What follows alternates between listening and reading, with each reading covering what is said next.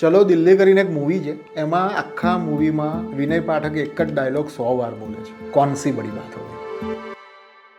મારું એક ફેવરેટ કોટ છે, don't sweat the small stuff and everything is small stuff. આપણે ઘણી બધી વાર આ વાત કરતા હોઈએ છીએ કે જીવનમાં આ પ્રશ્ન ચાલે છે અને આ પ્રશ્ન ચાલે છે.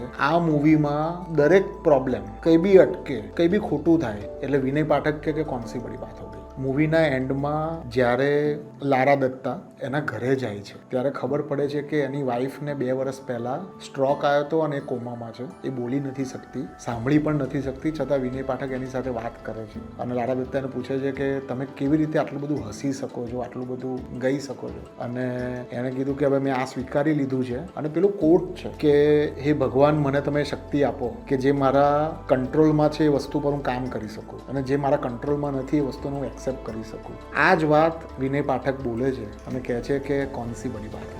આપણા દુઃખ જ્યારે બીજા મોટા દુઃખની સરખામણીમાં મૂકવામાં આવે ત્યારે એ સાવ નજીવા છે અને ત્યારે આપણે આ વાક્ય યાદ કરીને કોન સી બડી બાત હો ગઈ હસી નાખવાનું છે.